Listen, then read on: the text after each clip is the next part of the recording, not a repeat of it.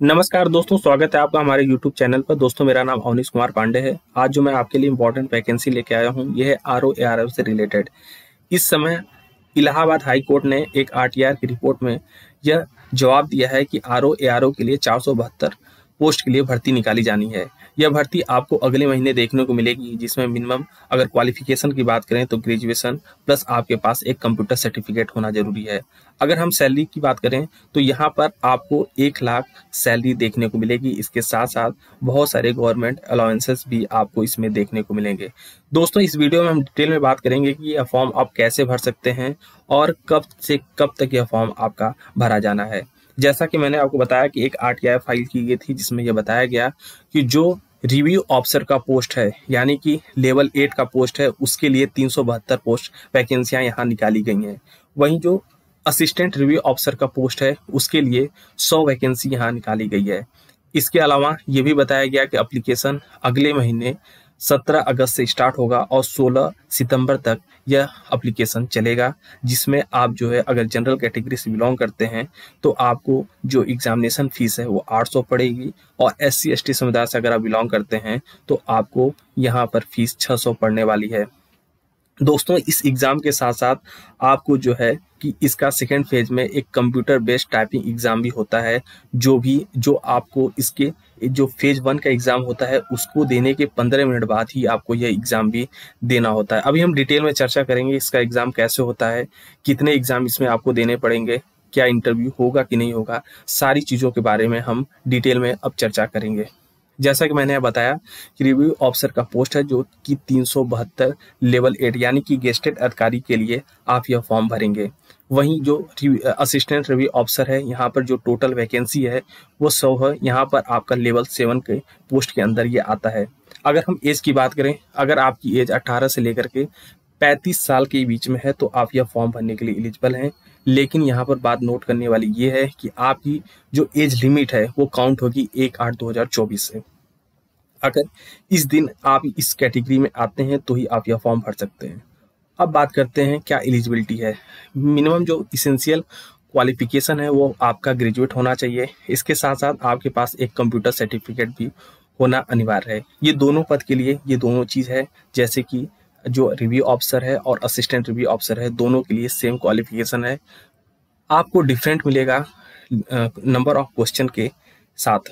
अब बात करते हैं क्या इसका एग्ज़ाम डेट है। दोस्तों, 17 अगस्त से यह फॉर्म स्टार्ट हो जाएगा और 16 सितंबर तक यह फॉर्म भरा जाना है। किसी तरह का आपको अगर कोई पेमेंट रह जाता है तो आप उसको 17 तारीख तक ही जमा कर सकते हैं, उसके बाद आपको मौका नहीं दिया जाएगा। करेक्शन के लिए आपको 18 से लेकर 21 सितंबर तक का टाइम दिया जाएगा। उसके बाद फिर आपका आ जाएगा एग्ज़ाम का डेट। एग्ज़ाम का डेट आपका दिसंबर से जनवरी के बीच में होना है। जैसे ही एग्ज़ाम का डेट डिसाइड हो जाएगा उसके एक हफ्ते पहले आपको आपका एडमिट कार्ड प्रोवाइड करा दिया जाएगा। एप्लीकेशन की फीस के बारे में हम चर्चा कर चुके हैं। जनरल OBC EWS के लिए 800 है, SC ST के लिए 600 है। यह पेमेंट आप debit card, credit card, net banking के माध्यम से कर सकते हैं। इसमें किसी तरह का पैसा कोई रिफंड नहीं होता है। अब दोस्तों बात करते हैं क्या इसका एग्जाम पैटर्न होगा, क्या स्ट्रक्चर है। जैसा कि मैंने आपको बताया, सबसे पहले इसका 2 फेज में आपको एग्जाम समझना है।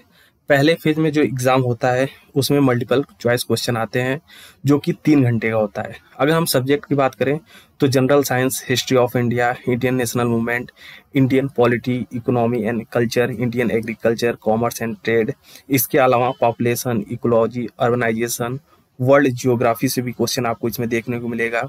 इंडियन जियोग्राफी से क्वेश्चन देखने को मिलेगा। रिसोर्स ऑफ इंडिया आपको इसमें पूछा जाएगा। इसके अलावा जो करंट नेशनल इस समय का करंट अफेयर चल रहा है, नेशनल इंटरनेशनल इंपॉर्टेंट इवेंट, इसके बारे में इसमें क्वेश्चन आएगा। जनरल इंटेलिजेंस से क्वेश्चन आता है। स्पेशल नॉलेज आपकी होनी चाहिए एजुकेशन में, कल्चर में, एग्रीकल्चर में, इंडस्ट्री में, ट्रेड में। इसके अलावा सोशल साइंस की आपको अच्छी जानकारी इसमें होनी चाहिए। अच्छी का मतलब है बेसिक जानकारी आपको होनी चाहिए। इसके साथ साथ जनरल हिंदी और जनरल इंग्लिश भी पूछी जाती है।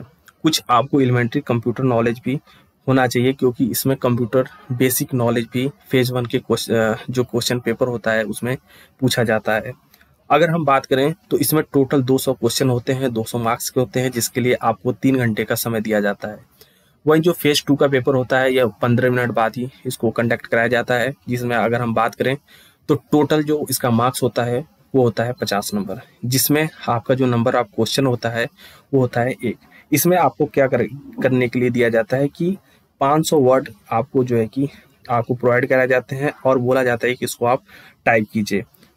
आपकी जो स्पीड उसमें चेक की जाती है कि 25 वर्ड पर मिनट के हिसाब से अगर आप जो है कि टाइपिंग कर पा रहे हैं तो आप जो है कि एलिजिबल हैं, फिर आपको जो है सेलेक्ट कर लिया जाएगा। अब इसमें खास बात यह है दोस्तों कि आपको किसी भी तरह का कोई नेगेटिव मार्क्स देखने को नहीं मिलेगा।